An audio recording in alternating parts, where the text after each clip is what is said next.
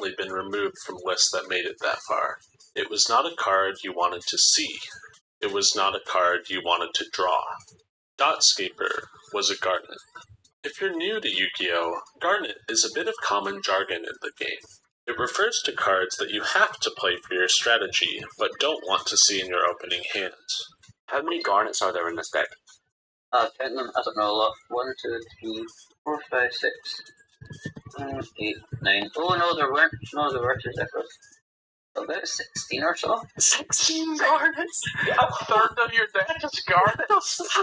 The quintessential Garnet is the card the term is named after, Gemknight Garnet. Back before Gemknight was a deck that went second in OTK'd, or went first in FTK'd, it was a deck that didn't really do anything at all. However, it did possess one singular good card, Brilliant Fusion. Brilliant Fusion is a continuous spell that lets you fusion summon using materials from your deck, and if you've played Yu-Gi-Oh! At any time within the last 10 years, you might be familiar with how good of an effect that is.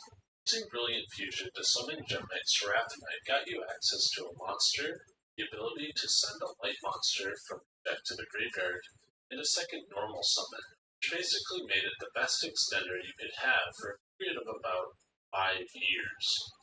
Entire meta-relevant decks were built around it before it got limited in January of 2019, and in January of 2020. You might think that Brilliant Fusion is broken, and it certainly is, but it does have a couple of glaring drawbacks. The fusion materials you use with it must come from the deck, so if you draw all of them, you are no longer able to use Brilliant Fusion. Wait, you can't even use the Brilliant Fusion. Drew the Garnet. Yeah, 60 card deck, you drew the Garnet. Yeah, he's 3 deck, got 2 deck cards actually. I don't like this deck with it. This might not be so bad if these cards were decent in their own right, and more to Parallel, goddamn. So let's take a read of Garnet hands. This card is useless. Garnet is the best card you can play to make Brilliant Fusion work. Other choices only being preferable in specific strategies, and also awful to draw. Brilliant Fusion isn't the only card that worked like this. In the years following 2015, a number of cards were printed and saw meta viability that copied Brilliant Fusion's homework. 3 busted cards you want to play, 1 terrible card that you have to play.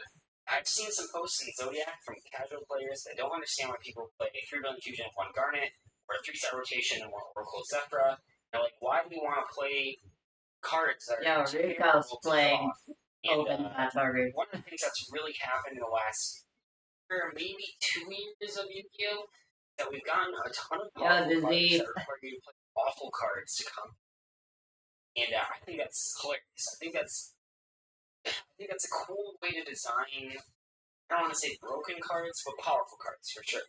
Though the theory behind these risky cards was often debated by casual players, the results didn't lie. Decks playing Garnet to enable strong playmakers achieve top, after top, after top, after top, after top. These cards were strong starters, strong extenders, strong disruption, and all played awful cards to make it happen. A couple of these cards even aged gracefully. We'll get into why that might be, but one thing you might notice is that all of the cards I'm talking about were printed prior to 2018. You might think this is a flavor of the time thing, like how in 2024 Konami really liked monsters in the Spell Trap Zone, monsters that special summoned themselves when searched, and monsters that did both. This isn't really true though, because Garnet heavy packages never really stopped getting printed. After the April 2020 rules revisions, we saw the introduction of stuff like the Dragoon package, DPE, the Adventure Engine, the Zamana Engine, and Silhouette Rabbit. These cards were flashes in the pan, around for a format or 2 and then gone.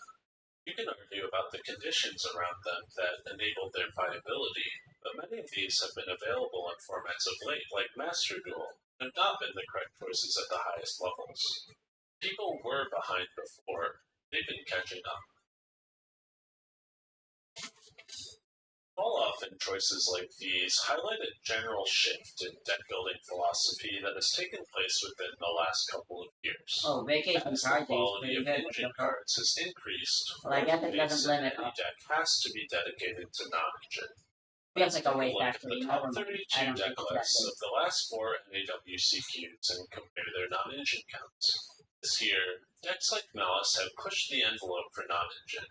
These cards making up 46% of I don't space want in to deck give lists away across the total my field. In strategy. 2024, when Tenpai was viable, top 32 decks were 43% non-engine on average, which is higher than 2023. Wait, are they also playing aggro? Engine-heavy decks similar to For Hire, Plants, or Branded did not crack top 32 at this year's NAWCQ, with the last hint of Memento being eliminated in top 64.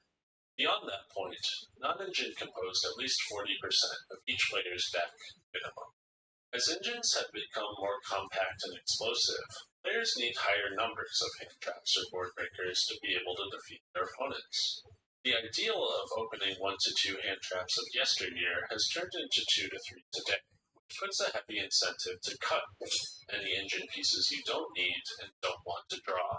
In a Twitter thread from January of 2025, Yu-Gi-Oh! Streamer and ardent out-of-characters fan Peeps YGO discussed how wide the applications this trend in deck building had, ranging from recently meta-relevant strategies like Fiendsmith Kashira to rogue decks like Shark. Reevaluating the common consensus around deck lists has been the most engaging experience for me in the modern metagame. I'm playing a Shark list that sets up one Toad, Dragon, Virtue Stream as its end board, and it's more than enough. Shaved all the bricks. I cut Ancient Gear Box from Striker Machine. I'm playing low to the ground and playing impactful non-engine. It feels so good. The cards I'm drawing are usable. Cards like Ancient Gearbox can be nice to have to make certain combos more efficient or powerful, but they bring the average quality of your opening hands down. In order to main deck the proper amount of non-engine to be able to play Yu-Gi-Oh! Second, these cards are the first to be put on the chopping block. You need to draw cards that either help you combo or stop your opponent, which means even a couple garnets might be a contributing factor to a deck being rogue when compared to Tier 1 strategies. Due to large attendance and extra rounds of Swiss required for 8-person top cuts, players at YCSs are playing more rounds now than ever before. If you play enough rounds, you will draw garnets, and you will lose matches because of them. One of the biggest changes wrought by modern Yu-Gi-Oh! Is this need for consistency. Though there are a variety of traits you can use to judge decks in Yu-Gi-Oh!, two of the most important are consistency and power. The height of power in Yu-Gi-Oh!, First Turn Kill or FTK, has been in the game for over 20 years now. Prevalence of one-card combos and cards that double as starters and extenders are not power creep, but consistency creep. Increased consistency allows decks in Yu-Gi-Oh! To play through more and more low-impact disruption, with cards that were turn-ending in years past merely becoming a nuisance to decks today. Frequent consistency thus requires higher counts of non-engine to attempt to put a stop to these combos. This creates a bit of a vicious cycle. New cards and archetypes being designed with even greater consistency to accommodate these high hand trap counts. This pattern squeezes out any card that is not absolutely necessary for the engine or the non-engine, making garnets way more of a drawback now than they might have been in years past. Thoughtscaper was not the only garnet in Malice. Alliance Insight, dropping at the beginning of May for the TCG, introduced quite a bit of powerful support for the deck in the form of 2 new main deck cards, as well as Backup, Wizard, and Allied Code Talker added Mister. These cards added extension, consistency, and endboard pieces to the Malice deck that it did not have before, solidifying its Tier 1 status in a higher-powered format. These cards were sleeved up. Something had to be put in the binder, and which cards those would be became clear following YCS Providence just a few days later.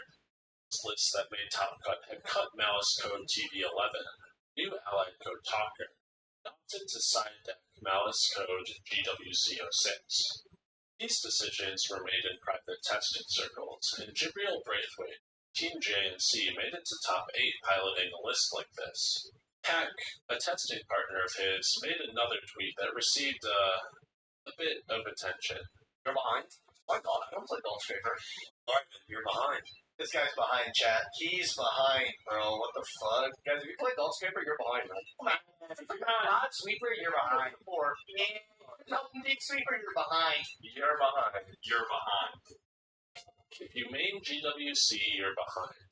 If you play Echo Talker, you're lost. This is not a video about monetized spreadsheets, and Pack wrote up an apology about the whole situation, so I won't waste any more time by digging up the drama today. However, what I do think is interesting is that these changes didn't exactly stick.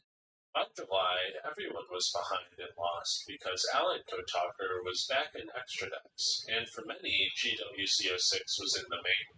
Here comes that GWC. I think most players have been running it this weekend. There was a big discussion, I think, as to whether you still needed to run it. Get the tools available to you, and I feel like for a brief period of time, everyone had decided not to run it, and now everyone's decided to put it back in again. Of course, as metagames develop and new sets release, individual cards often enter and leave decks, but for Malice, the consensus became that these cards were worthwhile to have. There are a variety of factors that could have contributed to this backslide. Malice was often oversided against at Providence due to it being highly feared. As this was corrected, pilots could afford to cut cards like Nightmare Cerberus in favor of Allied Code Talker. With Bestials on the rise in Malice, GWC was a nice extender and important to keep crucial engine pieces like White Binder in rotation. Or, as Aditya Darab so eloquently put it, "Do not cut this card. I have nothing to say, just don't cut it." In my opinion, a reason these cards wormed their way back into decks is because there is a limit to the amount of engine cards you can cut. Let's compare Ditya's deck at the NAWCQ to another talented Malice player who had an honestly phenomenal year, Isako. This ended the 2024-2025 season with 5 YCS comps, including a top 8 finish at YCS Providence, which qualified him for the playoffs. Those unaware, 2 of the people that attended Worlds from North America achieved their spot in a 16-person bracket. Of those who earned the most points from topping high-level events during the year. In just 3 matches, and you're headed to Worlds, baby. This event, Lucas picked this deck list, which was by no means standard. This isn't necessarily a bad thing. Best decks at tournaments often aren't standard. Lucas's deck opted to play a frankly unprecedented amount of non-engine, shaving cards like the 3rd copies of Backup Administer and Marcher for a whopping 23 total hand traps. Hell yeah. GWC is not in this deck, main or side. Most controversially, the spell Malice in the Mirror is nowhere to be found, widely considered a one-up by most players. These last 2 cards are garnets. They don't do anything on their own. It makes sense to see them as optional, trying to include as much non-engine as you can when building a deck. This made a reflection video on his performance in the points playoffs, and in it he goes over Game 2 of the first round of the tournament. Down the game and playing for his tournament life, his opponent both Lancius and Peruvius him, making it difficult to put up disruption. He is able to make it to the classic Malice half-board of Red Ransom Pass, but it puts him in a sticky situation. Malice is an explosive deck. If Lucas can survive his opponent's turn, he has enough engine cards in rotation that he might be able to win even after facing down his deck's strongest counter, Lancia. However, he is not playing Malice in the Mirror, a card you would almost always search off of Red Ransom in this situation. His opponent, Nate Shimada, opens a copy of Astraziel, allowing him to force out one of Lucas's spell traps early.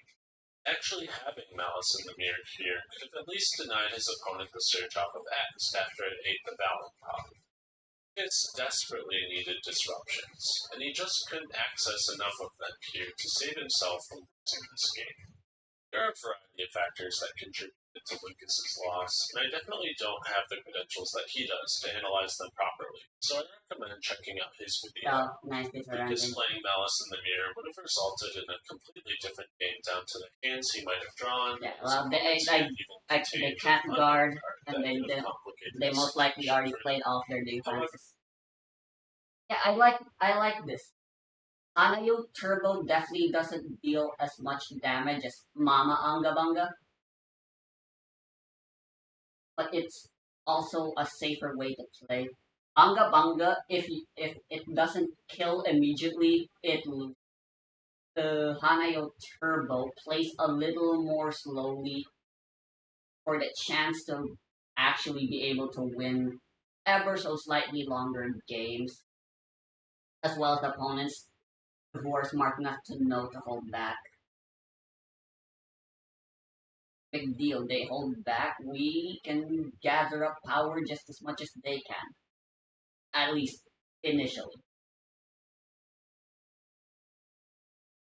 Still very much reliant on punching as possible.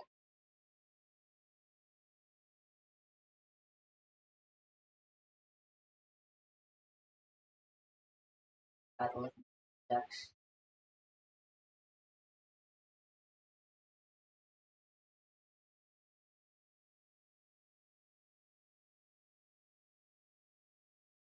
I do think this extreme approach to Malice was a problem for him at WCQ. At the end of the video, he says this. What I will do better is I will definitely take a look next time. And I think that I need to play higher engine count decks. I think if a better player has more engine, there's a better chance they break the board.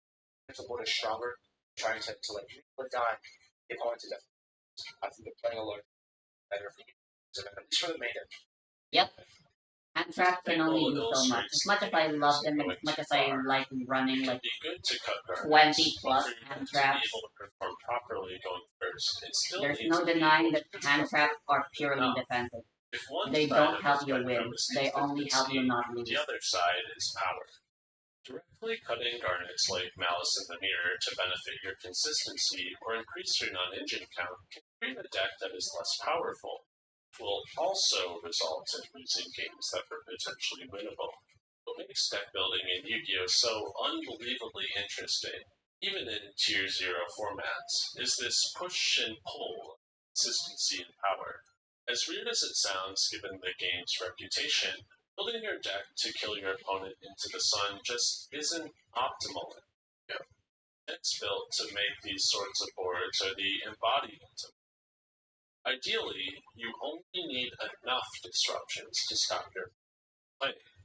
Each extra disruption is a card that is potentially cuttable to make your deck more consistent and versatile. However, that minimum number of disruptions is usually unclear, so when deck building, you have to do your best to figure it out. Changes from format to format, matchup to matchup, game to game. These ideas directly dictate tweaks in card ratios to give players incremental advantages, and it's something that is very important to pay attention to when reviewing the current metagame. God, these two are playing so slow. The hell? If you look for it in tournament results, you'll always see fluctuations, and these are a product of people playing with these thoughts, whether they know it or not. It's very easy to take this information at face value and extrapolate on it based on current trends. Maybe next year, every deck at the NAWCQ will be 60% non-engine. Maybe Gamma will someday return to 3 because of the act of playing a deck with side-frame drivers too unpalatable. However, what's important to understand is that these trends are responses to shifts made in card design. Though large non-engine counts were common at this past year's NAWCQ, certain engines like Vanquish Soul, Draco Tail, and K9 in the Post-Justice Hunters format bucked them by offering more powerful in-engine plays on the opponent's turn, supplanting the need for hand traps. Archetypes on the horizon, like Cool Tune, show this idea might turn into a regular design staple, reducing the need for heavy non-engine. Despite how nebulous this all is, I want to think there will always be a place for garnets required by cards that do something valuable that no other card can do. Malice in the Mirror is the only useful search target off of Red Ransom and Lancia. Gamma and Delta were popular choices for certain decks at the NAWCQ to negate cards like Banished Malice Monsters and Mitsurugi Ritual.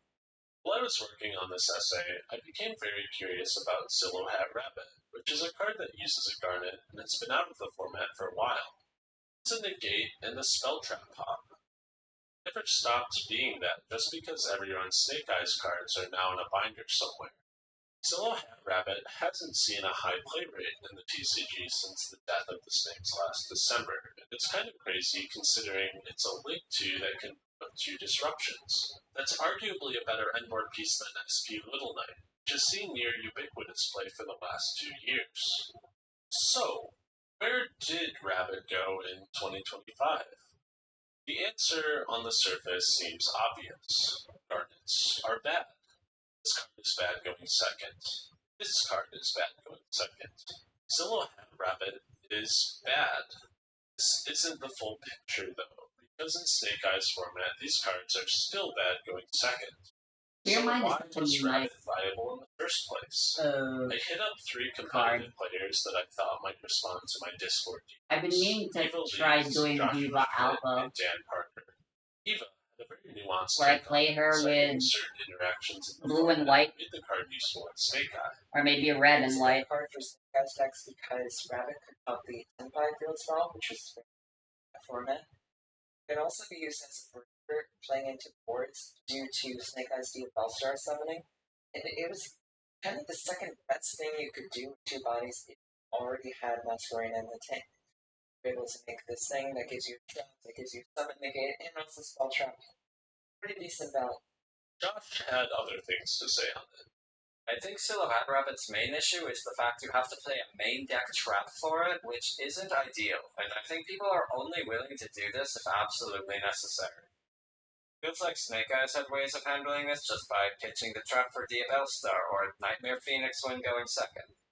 Dan chalked it up to this common and pivotal interaction.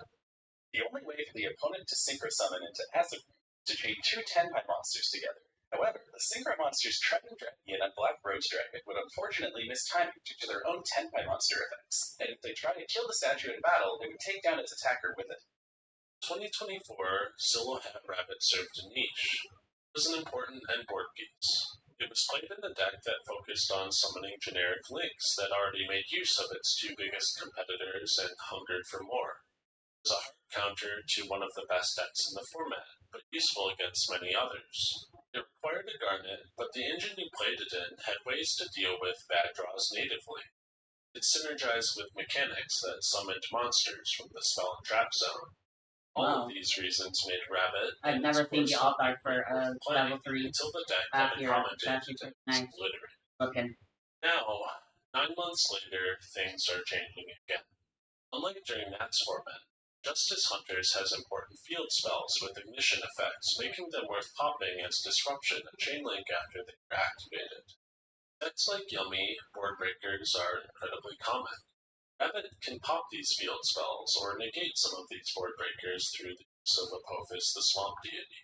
For a deck like K9 Crystron that already plays a valuable continuous trap as part of the engine and has link material to spare, Rabbit is an appealing option to side deck. Yu-Gi-Oh! Is endlessly inventive. As the game changes, players will write laws, start trends, and promptly abandon them as new cards and ideas recontextualize how people approach the game. And that just came up to me and straight up because even in its darkest robbed chapters, that is from one the thing food it I was has eating. never been. With that, I'm out of characters, so I guess this is the end. There's honestly a lot of pressure to put out something worthwhile after my last video. So if you Imagine enjoyed this playing one, I would slowly and appreciate it methodically if as a you liked fucking it and Akira shared player, it. man. Thanks to Evil D's, Peeps, Mark the Page, Joshua Schmidt, and especially Dan from YGO Organization for their important contributions to the You're a red deck in disguise. Just fucking go.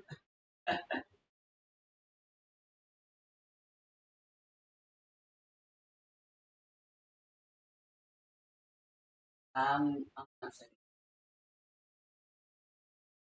mildly tolerable since I was watching a Yu-Gi-Oh video. Do I secretly hate Yu-Gi-Oh? I haven't been playing it in quite a while.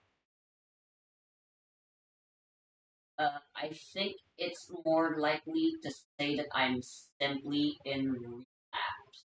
Right now, I'm waiting for a client that has Genesis. I kind of want to try out the up and coming Genesis. But for the most part, I think the reason right now I'm not playing Yu-Gi-Oh is because I know the moment I start playing again, what with the new ban list finally making the format a whole lot more fun. Not that it wasn't fun before.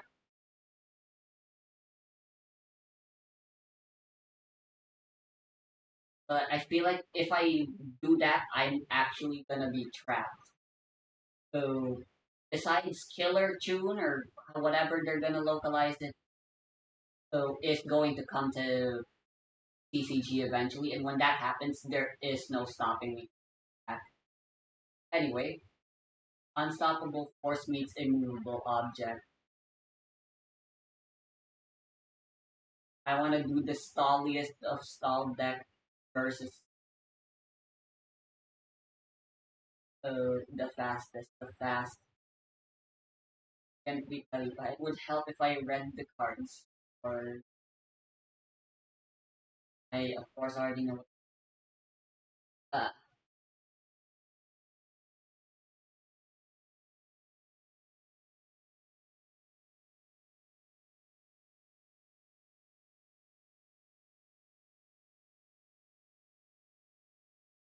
so I do believe I stole this deck from somebody.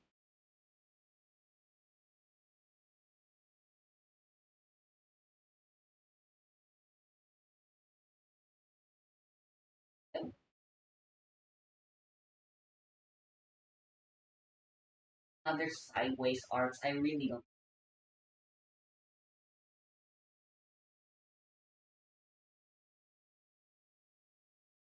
They're sideways. Does that mean you put more text on them?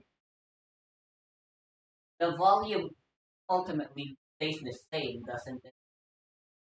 Want your ratio of text and art to be the same, regardless.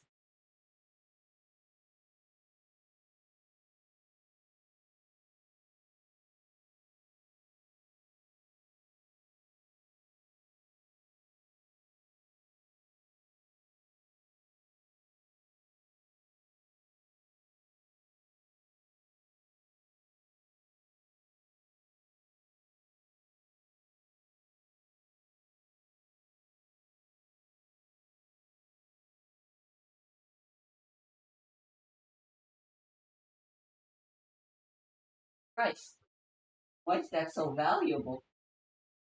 Too colorless.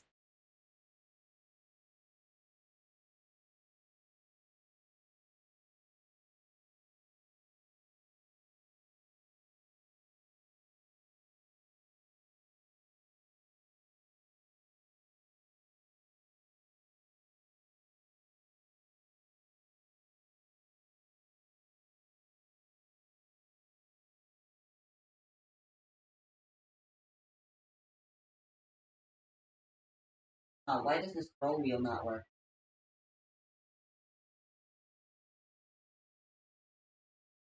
Also, see.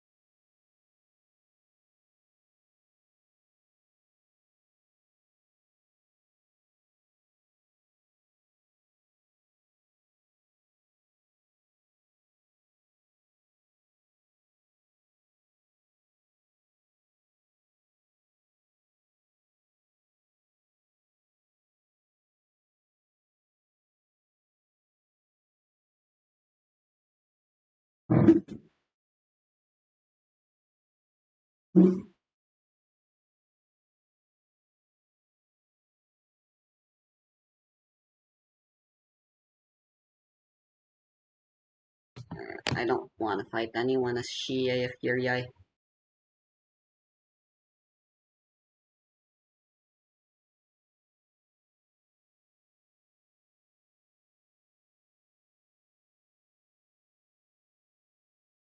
I believe YG Omega needs to update on my mobile if I want to play against, if I want to do a test hand against myself.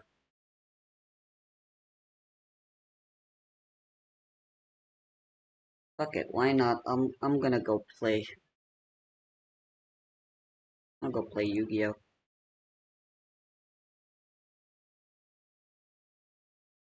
First, I really need to see how this pans out. What's the better way to play We Cross? Punch 'em fast and hard, or burn them out of ammo in attrition guerrilla warfare. Hey, it's Shiro.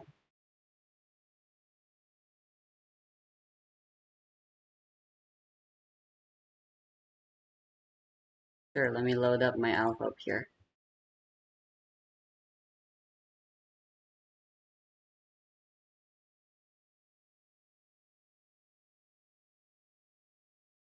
Playing Anga Bunga decks is a little unfun. Feels cheap, especially since there doesn't seem to be that many people who know how to deal with them. Going second.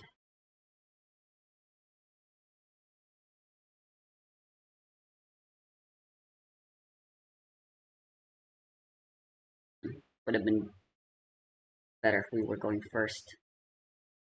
Oh, speaking of Mugan,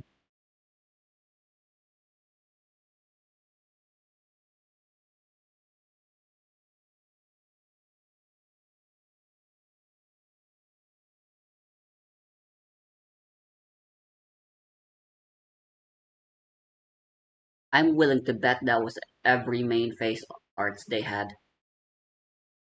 The level 1, level 2 and 3. So 1, 2, 3, 4 attack phase cards. It's not unlikely that they're running probably one other main phase thing, in which case that's 3 attack phase abilities to account for.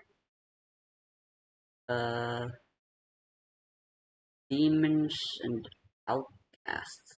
I have no idea what they're trying to do here. Is this just good stuff, defensive things? Hmm.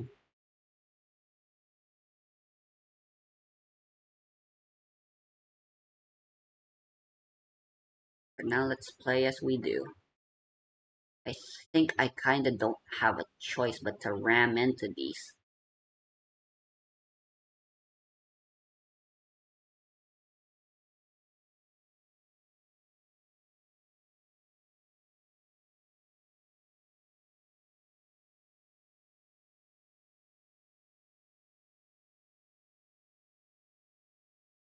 Whoops, I keep forgetting about the pre-attack phase being a thing.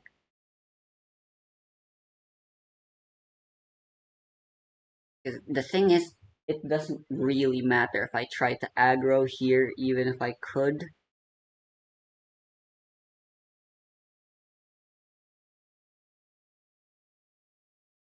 This gives us info. Revival, another Ushioni, one of their servants. That didn't actually give me info. Jesus.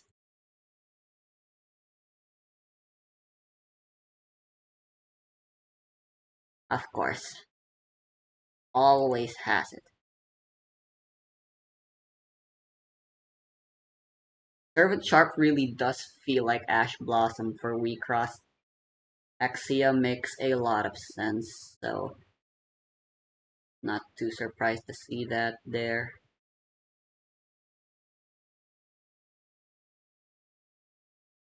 I've never actually seen Ushioni. It's an outcast, which that's a new class as far as I'm aware. Wait, what? They're only taking 2.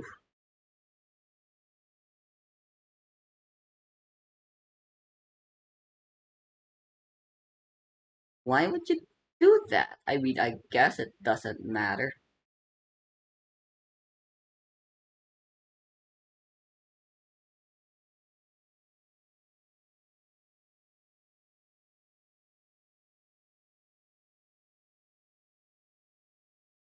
Alright, and then activated that. Don't need this.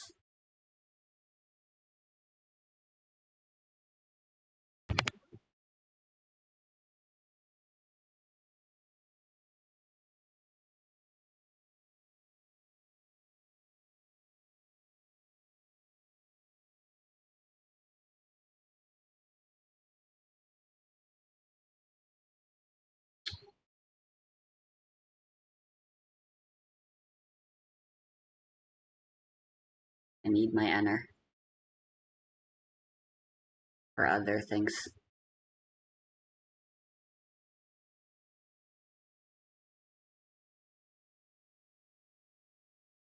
Hold off on that guard. Oh, well, this one's free.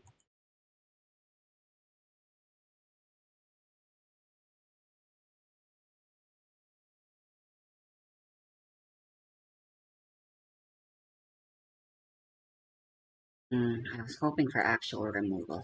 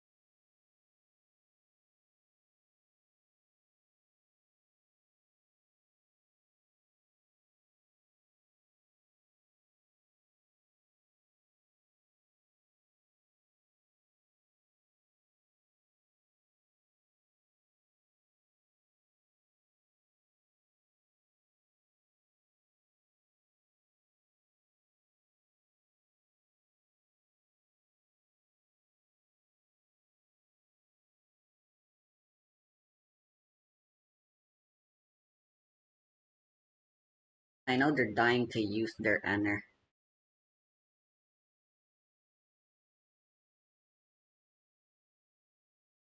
Annoying. They're going for it. Oh, they didn't boost.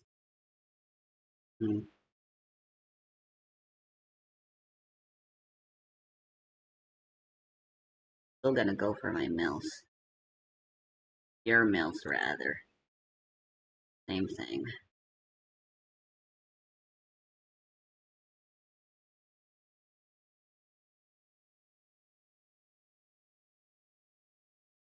Not entirely surprised to not have put a dent so far on their defense.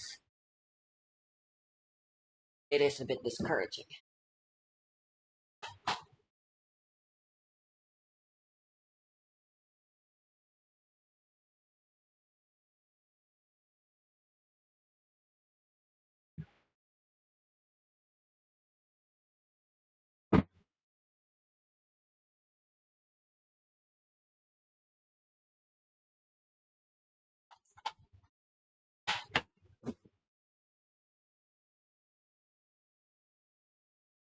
Oh, they're playing Tsuru.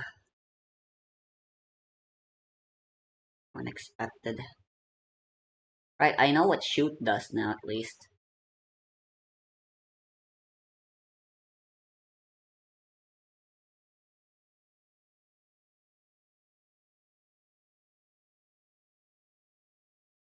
And Koella. My queen.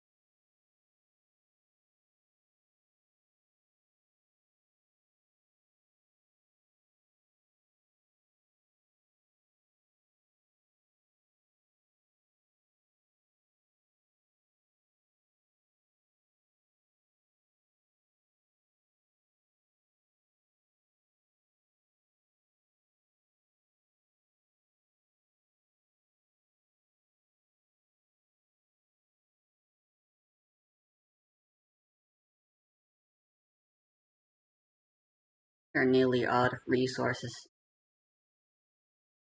We must strike.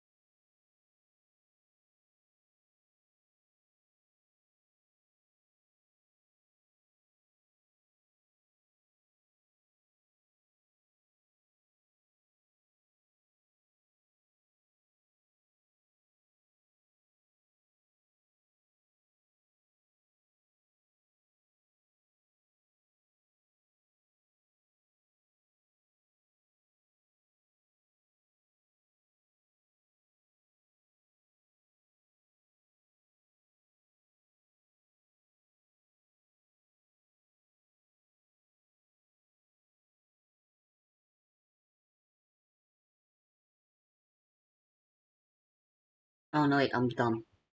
I don't have enough energy. I forgot this cost 2. I thought it only costed 1. I'm dumb. Whatever.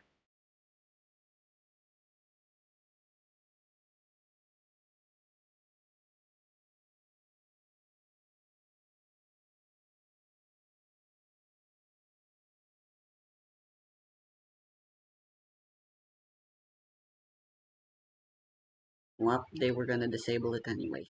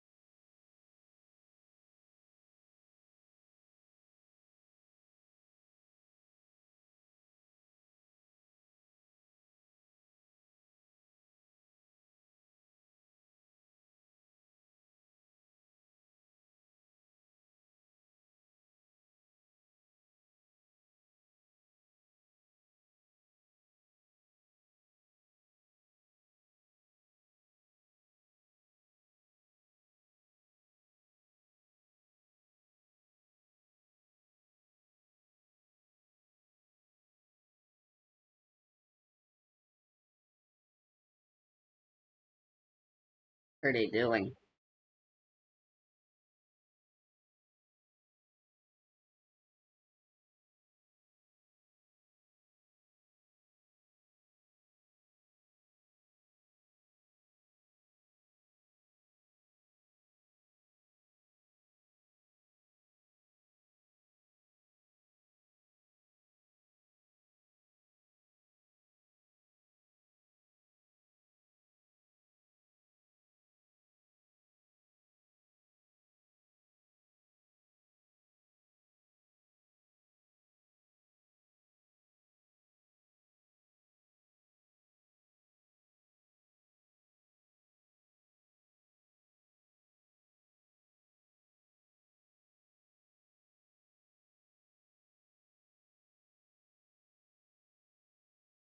It appears my opponent died IRL mid-battle.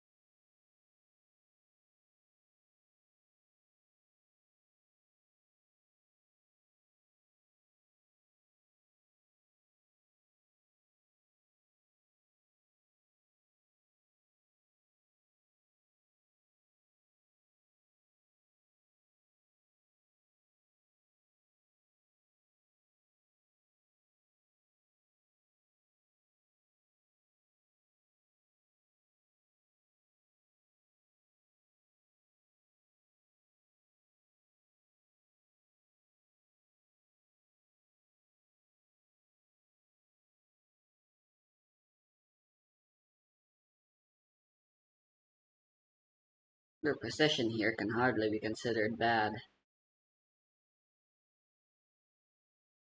in my opinion.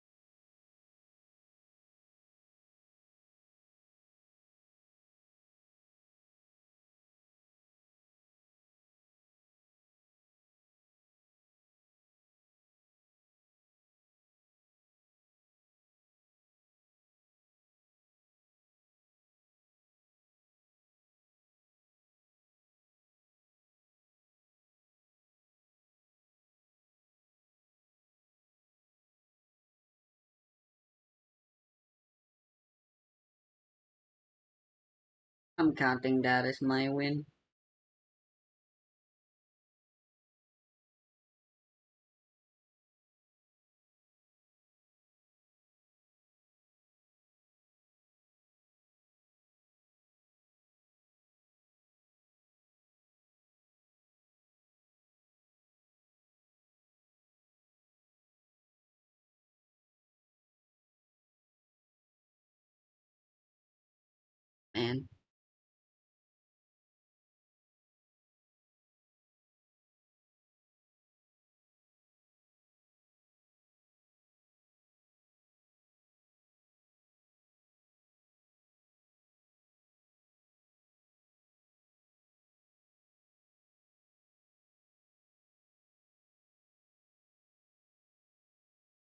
Abyss nostalgia might not be all that great.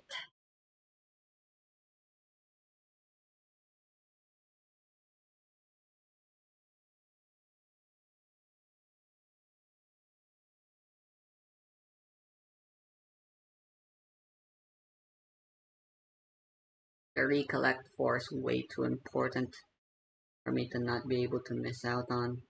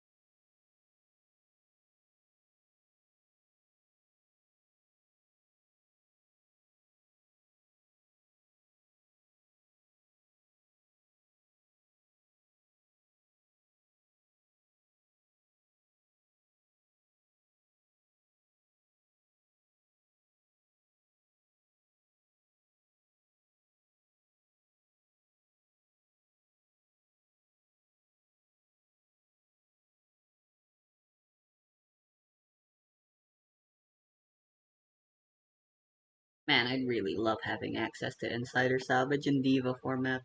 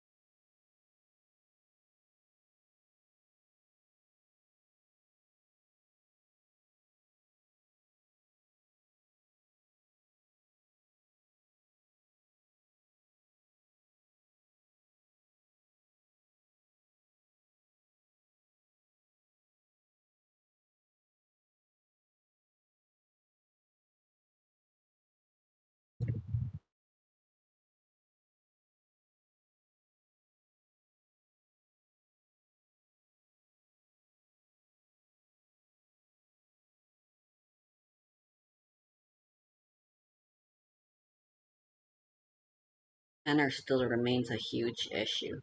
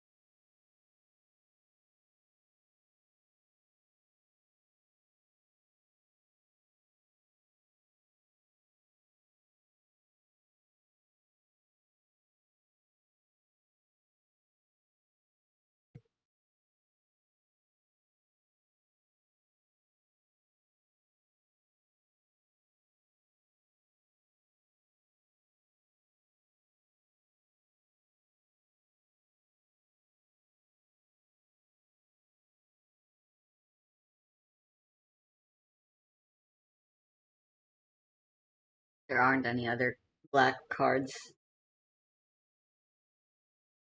that recover things from the graveyard. Yeah, I don't really see the point in having multiple defenses in Alpha Pure.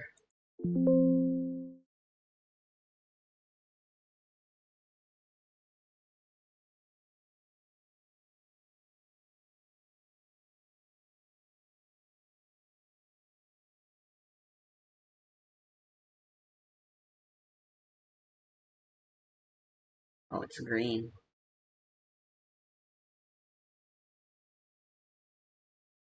This default deck's playing 3 attack phase cards.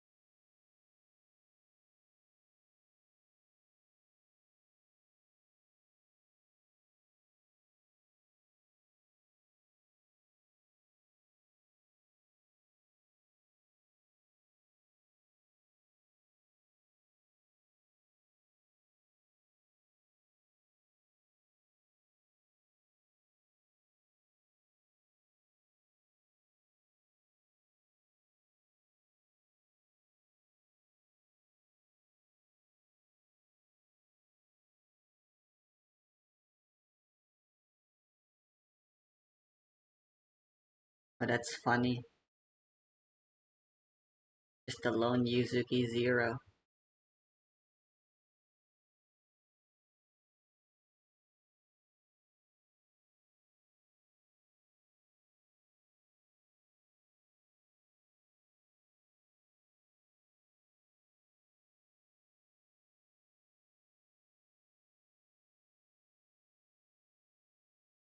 This one was a tournament topping list.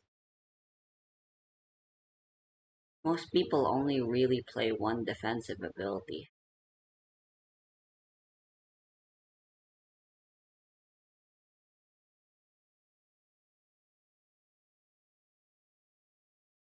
Especially with the way Diva format works, it's kind of the best way to do it.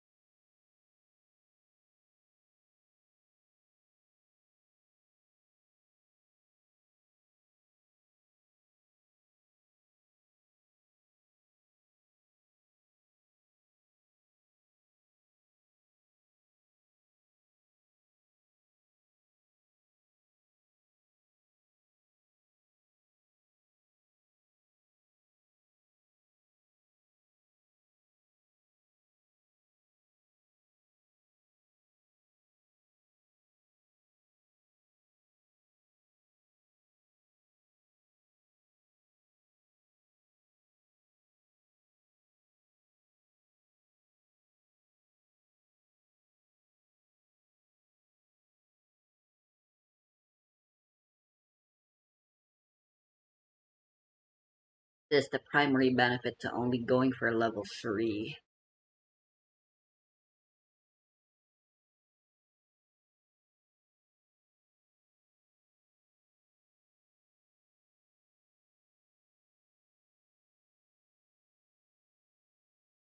That you can get away with going for 2 attack defenses.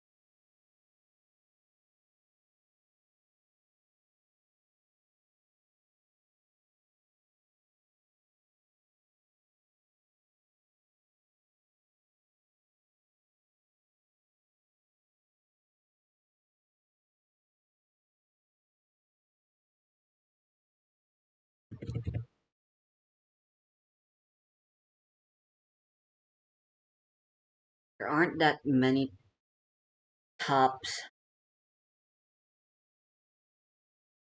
at least as far as I can tell. I don't really know where I can get other. I don't really know where else to get results. It'd be really nice to know how many attack arts other people are bringing.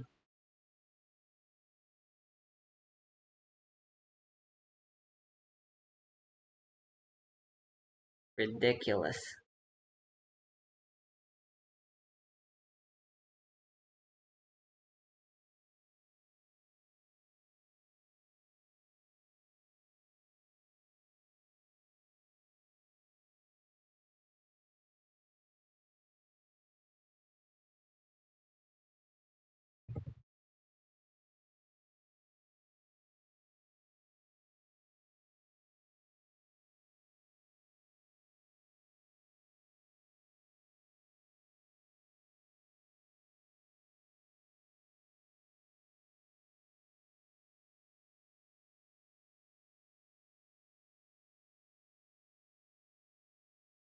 These are announcements.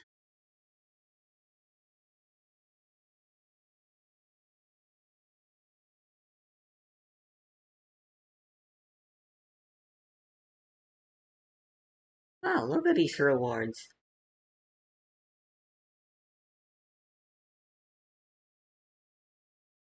Konami.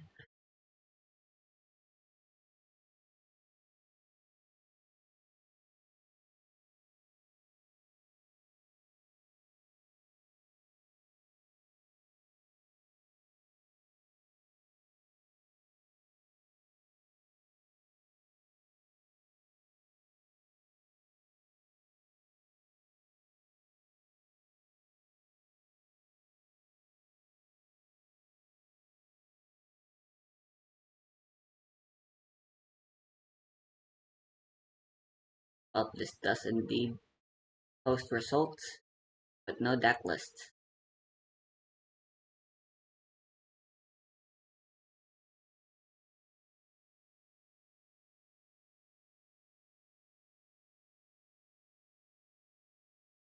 Here once again.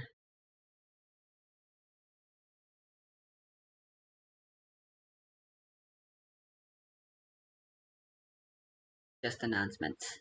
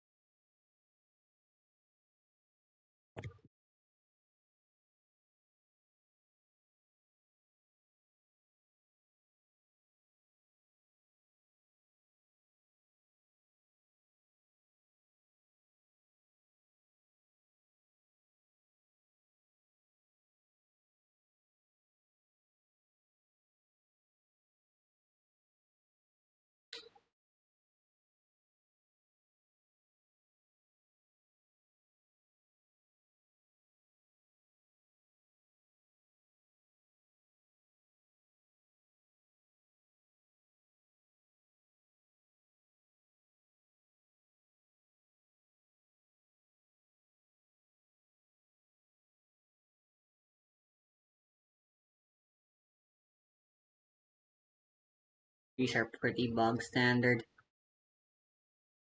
Again, there's no tops to back up how strong these possibly are.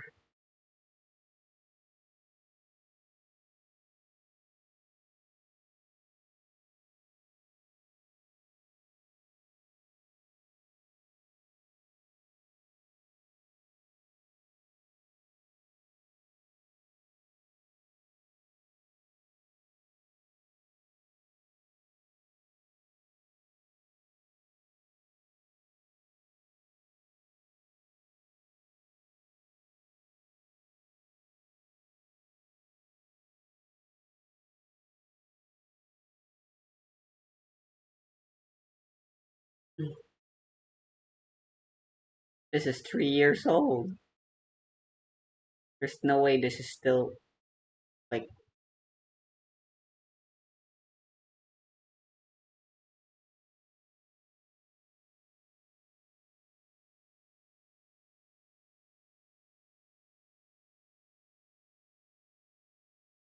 Umar's an older card than I thought she was.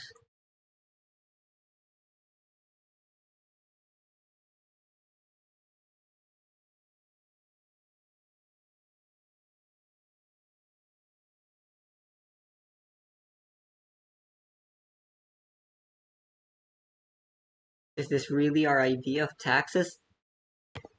In Yu-Gi-Oh, our idea of taxes is fucking minus 200 life points every time you try to do something.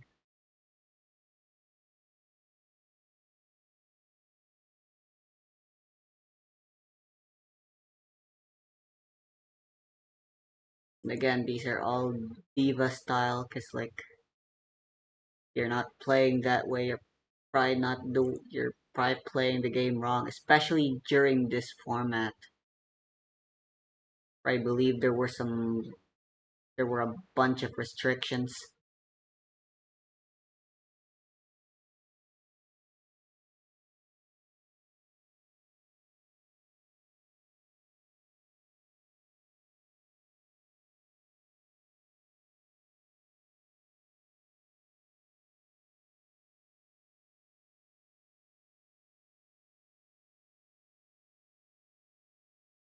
What does this mean?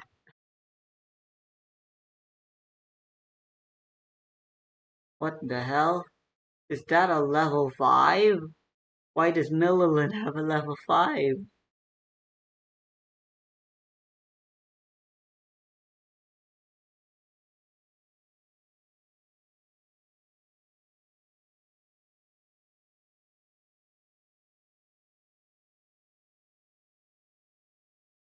I believe this is a key format deck.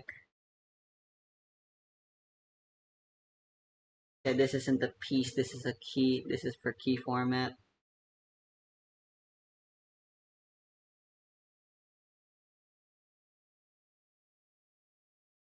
What the hell?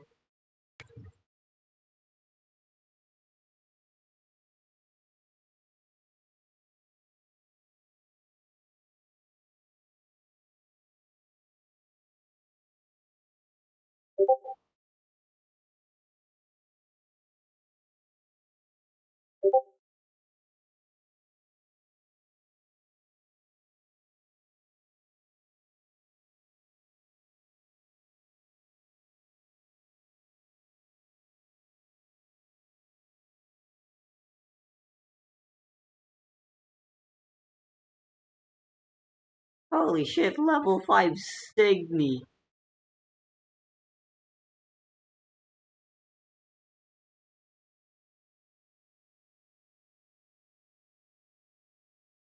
How does anyone play in this format?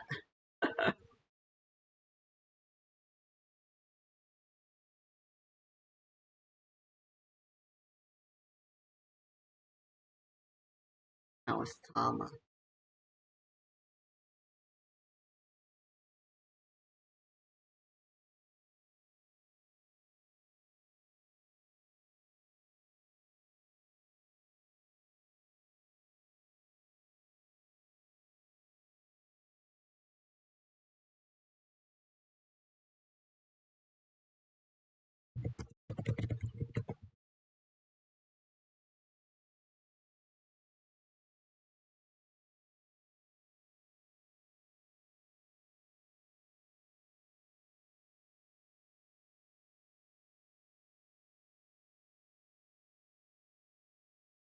Are there anything in the official?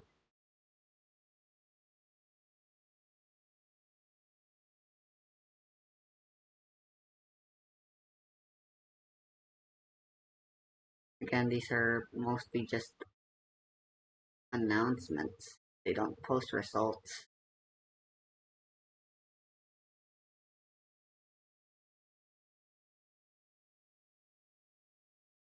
Larg, why is it so hard to fucking be competitive? I know you're gonna think I'm just gonna be a net decking asshole or something, but there's something to be said about looking at lists like this.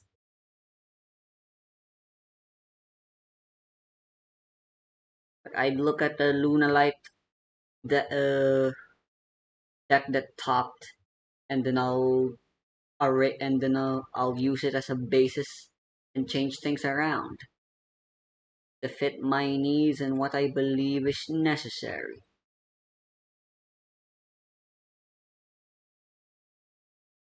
Add cards that I like and take out cards that I disagree with.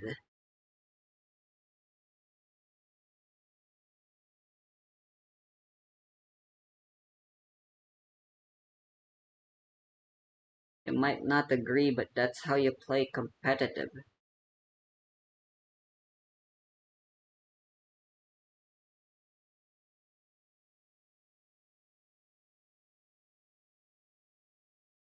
The shape of innovation is in the mold of the past. No one ever makes things from scratch. The plane was invented because a person tried taking the wings of a bird and using it to fly.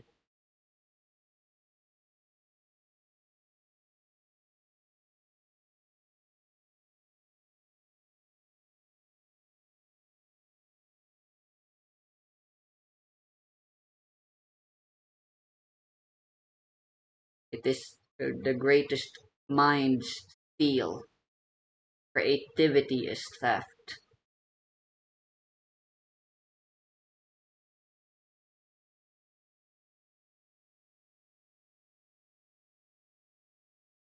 This is garbage.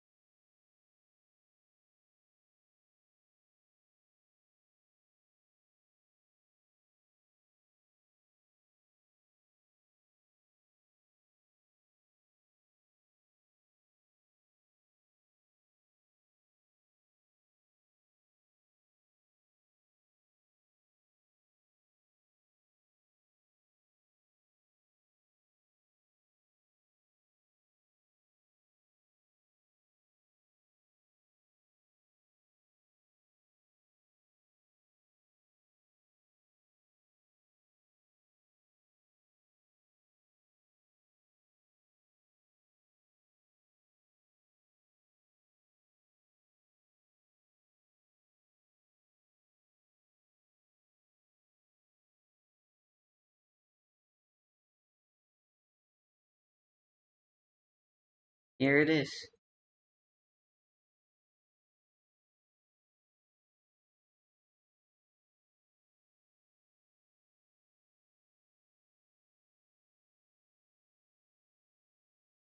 They could have been clever like Decross and called it Bachcross.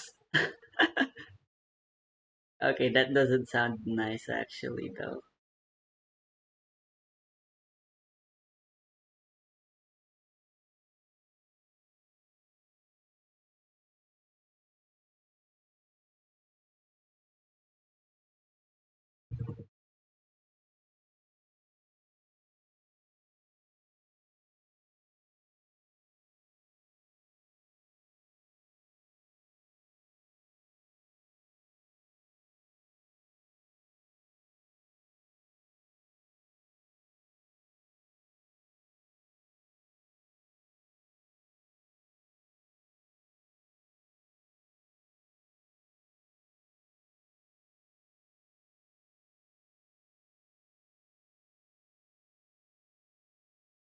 All-Star.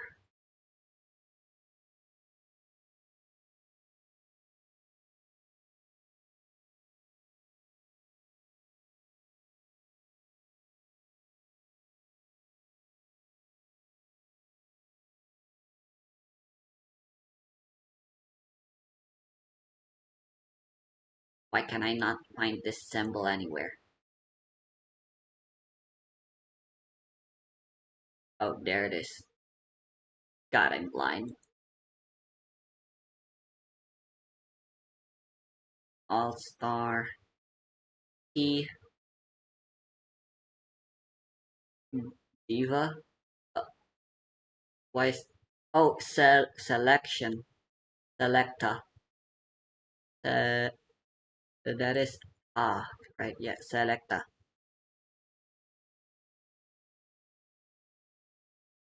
What are these?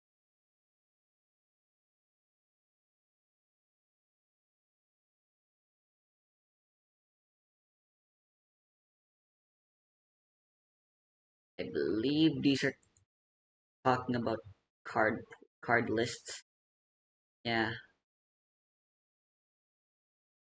these are these are all the white back cards, and these are all the black back cards, aka. Never mind. They're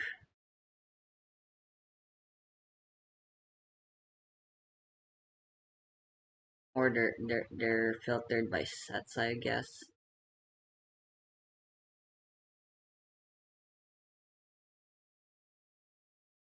Or not. I don't actually know what they mean.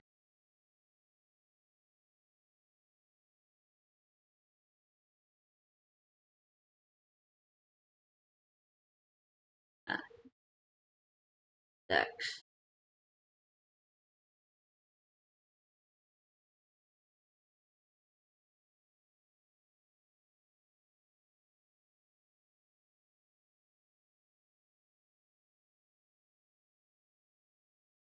Hey, an alpha list.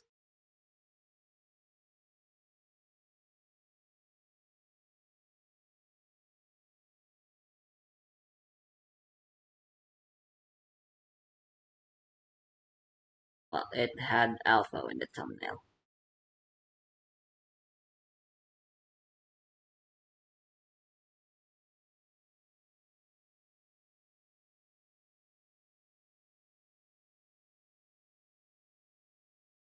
They're playing the older version of alpha. What the hell?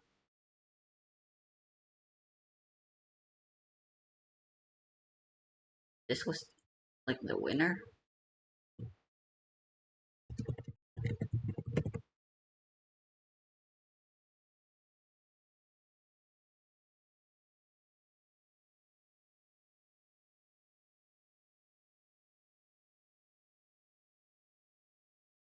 Yeah. What the heck?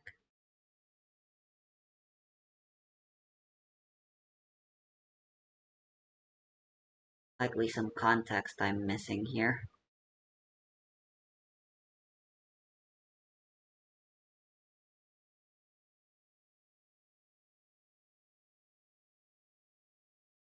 Oh, it's key format. Wait a minute, how are you playing? Are you playing fives? Oh,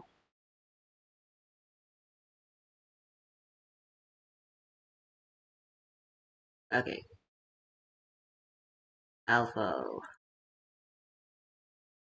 key selection.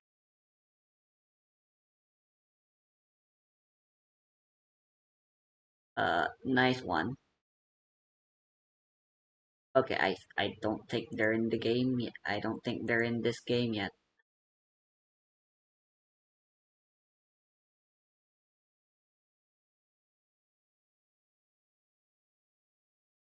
But I thought this was supposed to be diva selection decks lists.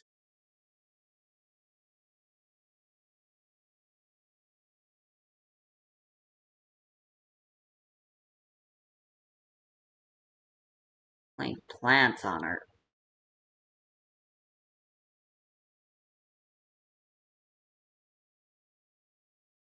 list. We're playing this, which makes enough sense. I don't recognize this one. This one is dark, whatever it's called, right? Which is That's two defensive cards, at least. There's the crafts. The craft stuff is like really weird for me. Like, tokens are fine in card games, but like crafts, adding cards from outside the game, like that's digital card game bullshittery, right? Like, how is that allowed? Yep. Here's your obligatory blue archive list.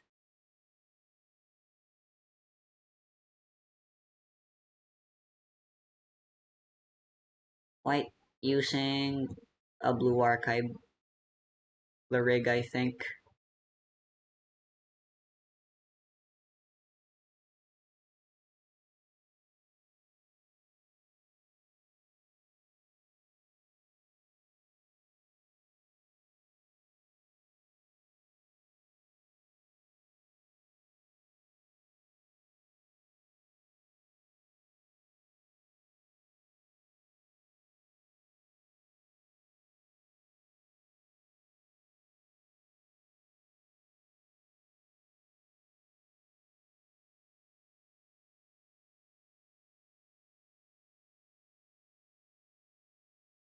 Don't recognize most of these. I think these are all cards that haven't made it to open Batoru yet.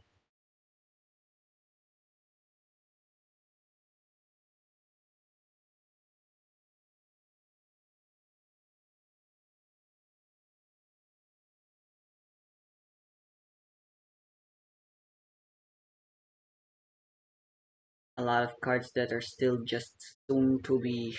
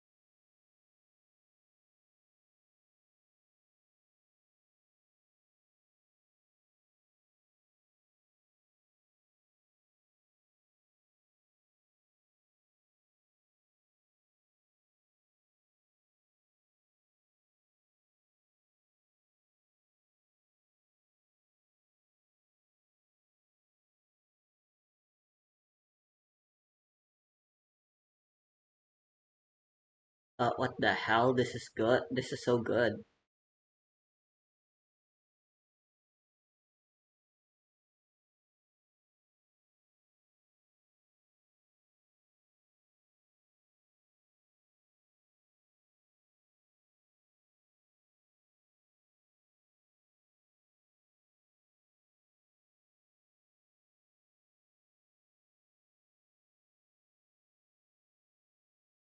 Perhaps I do well looking at some older listings.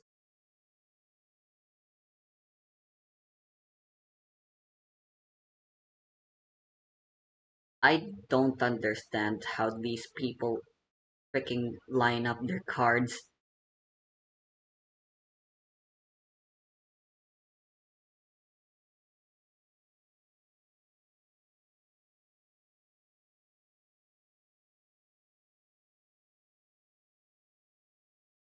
Well, look at that chart.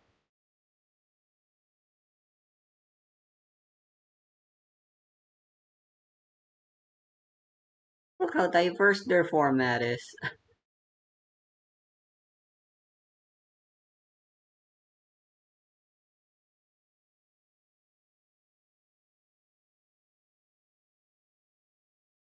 Why did Remember get the most representation?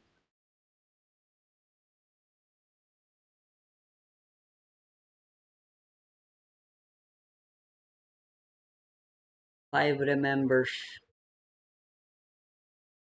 three Hitois, three Milliloons, three Mugans. I guess I really don't get Mugen. How is Mugen good?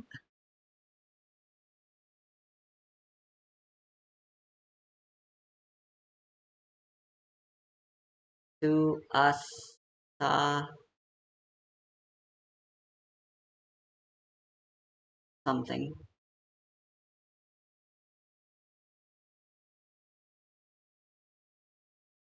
Aki.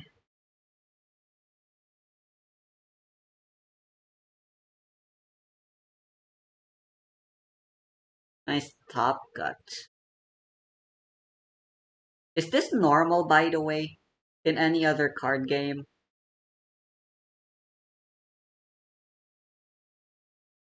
Because, like,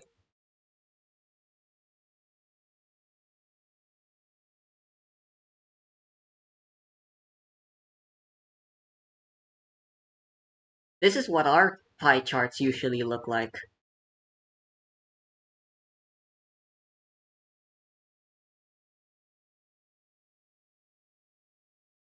I'll do that Mugen versus Angabanga some other time. Oh, yo, White Forest. Someone tried taking White Forest.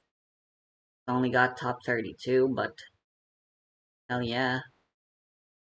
I know this deck is still good for the current format. ISTG.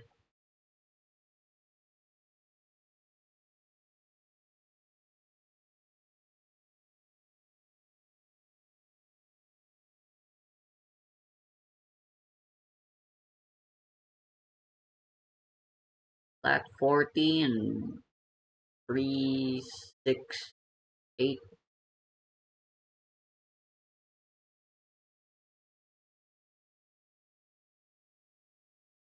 12 playmakers. None of which are one card combos. Like Jesus. Hard to believe the deck's powerful.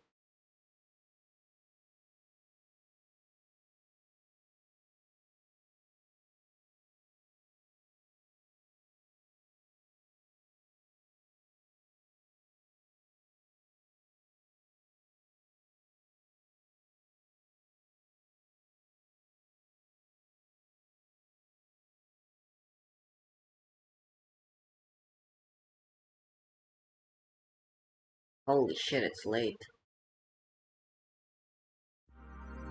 Oh, I'm already here.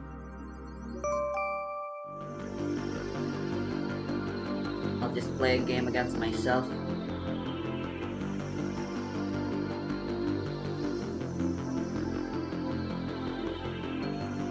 If I go on ranked, who knows? Timer says 50 minutes, but you can never be too sure.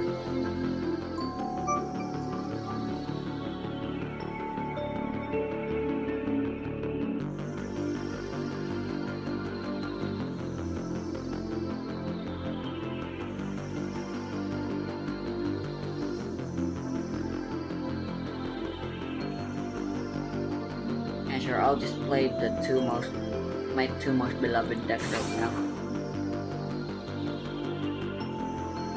Let's see how much I still remember how to play, since it has been a while. Holy shit, banger hand.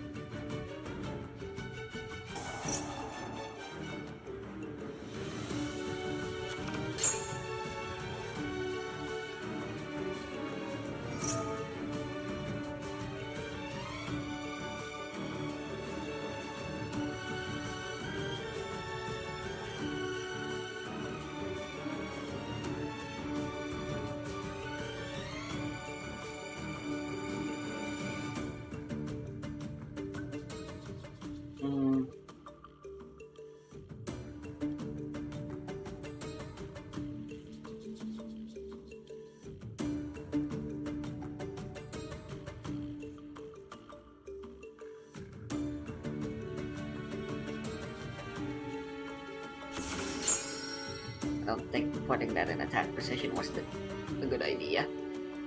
My bad.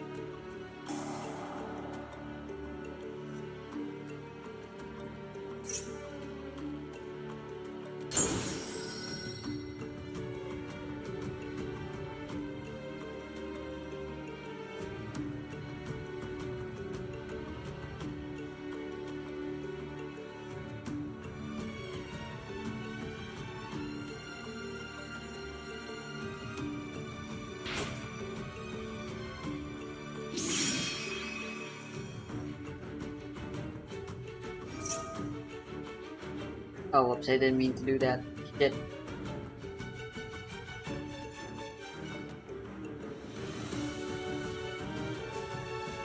Too late now.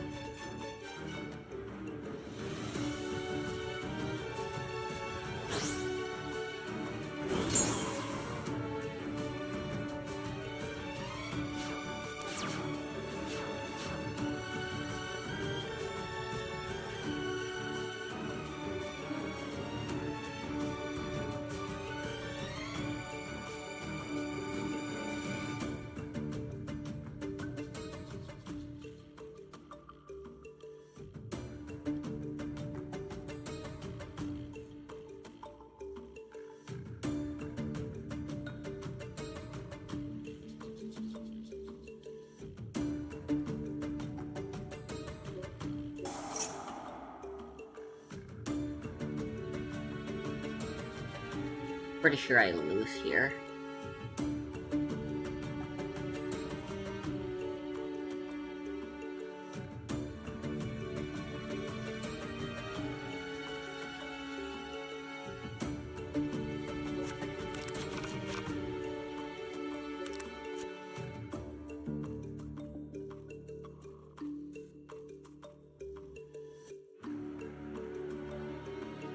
I forgot Draco Tail doesn't really have any answers to towers.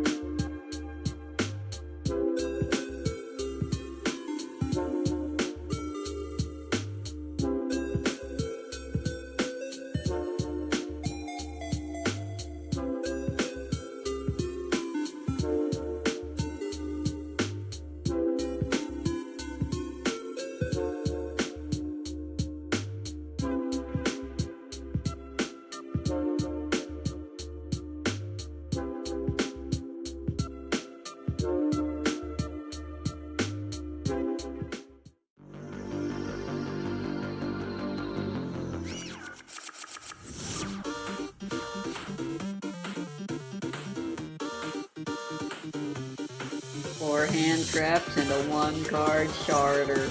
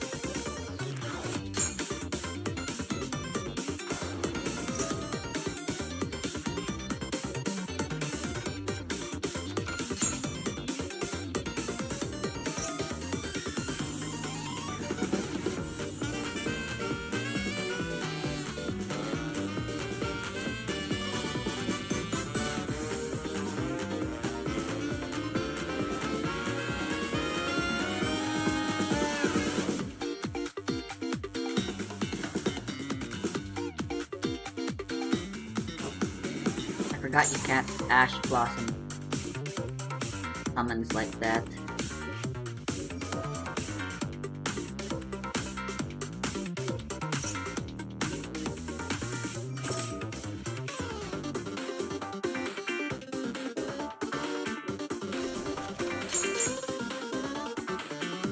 This complicates things greatly.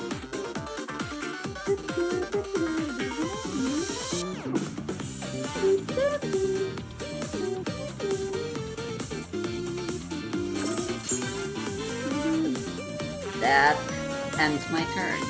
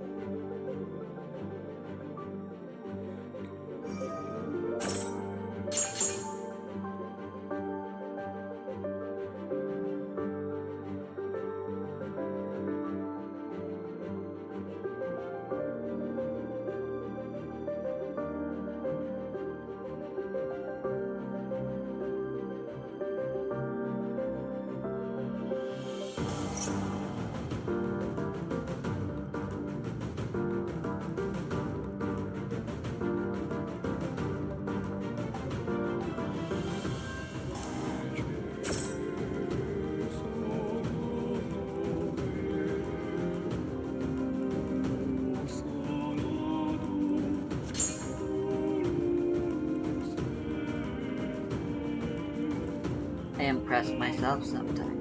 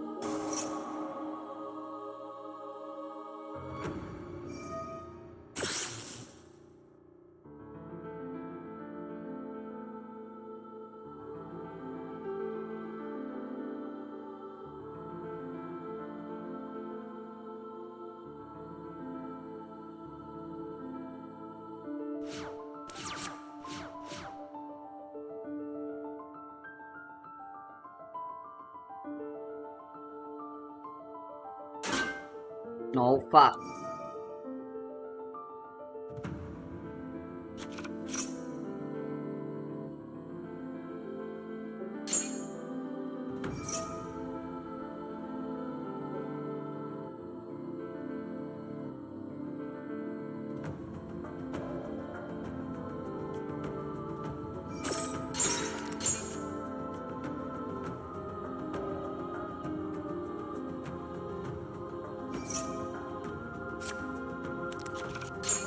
Honestly, I should have added Gold Leo there.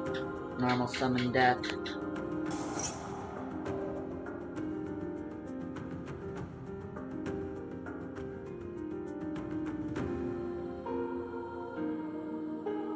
But I had another, but I drew Fire Formation. Game's over.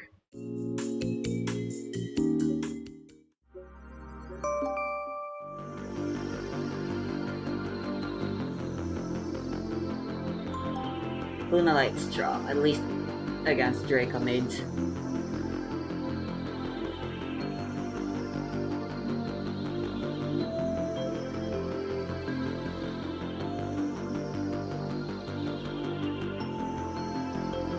Mal is still good with all the hits.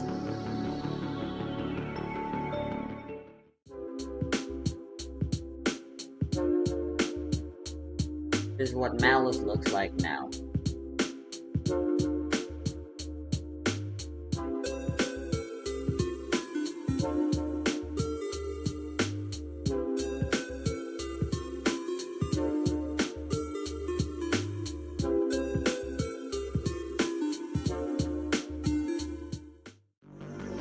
Hooray for Joshi. This deck didn't actually get hurt from Moon being banned because it never needed Moon to begin with. Actually, I should have said I'm gonna go second. Whatever, guess this is what we're doing now. Let's go.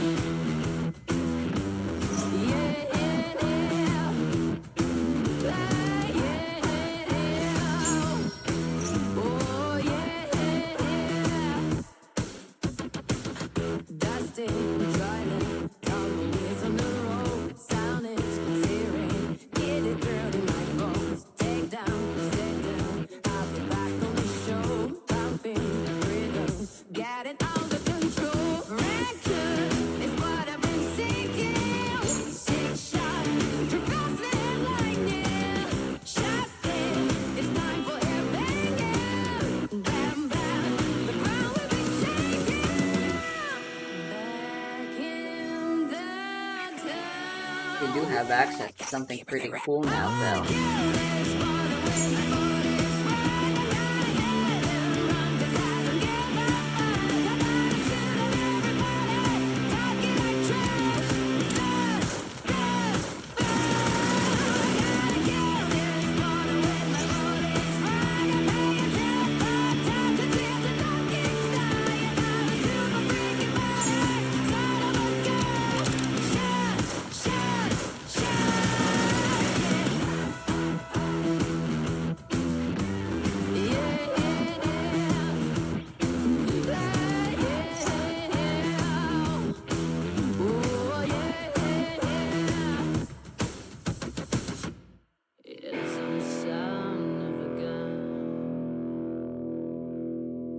effect is actually fucking worthless. I mean, cycling is pretty good, but like, the end result of dealing 1200 is so fucking dumb.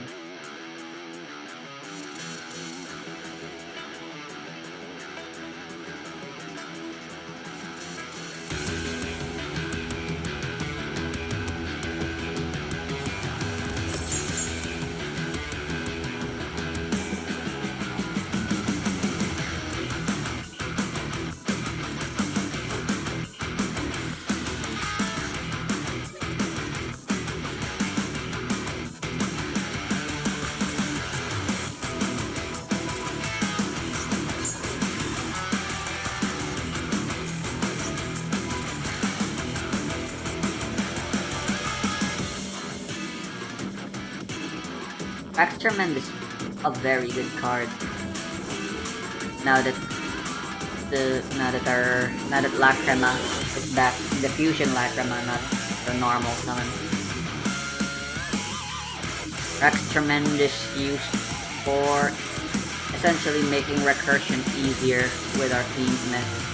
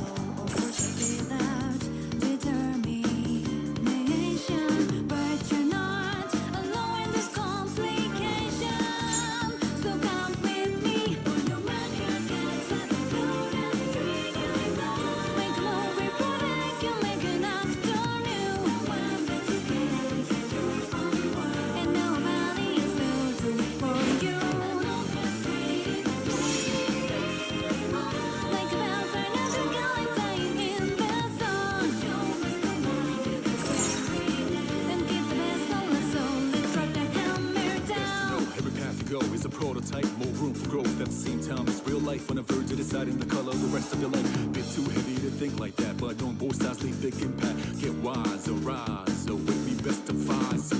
Some of my regrets come haunting me till this day. Choice I made, it was wrong. I thought less to believe that I was alone.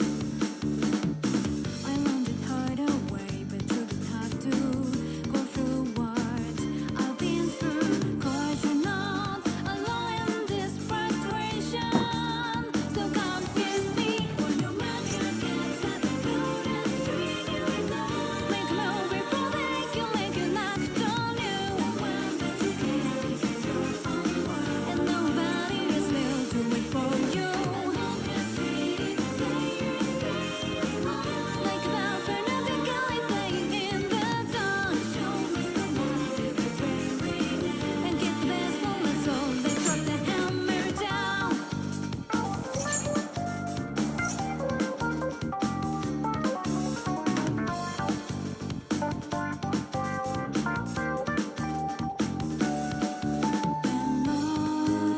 Look around you for a sec.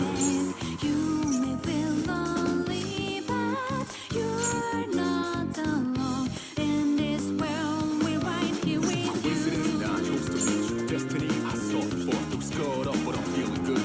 Move, destiny, I'm coming through. Part know we can do this right. You're the fire, I'm the wind tonight. Burning dread, haha, that's right. Baby, baby, baby, we tight. Your mind gets at the road and treat you right. Make a move before they can make you knock on you.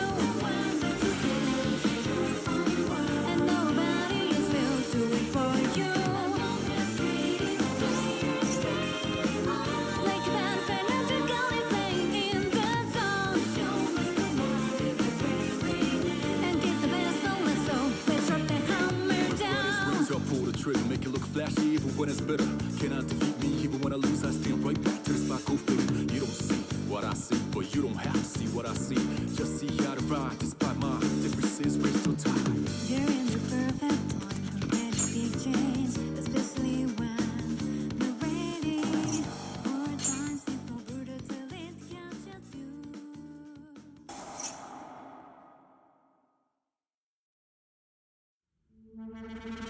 Oh, I should have just summoned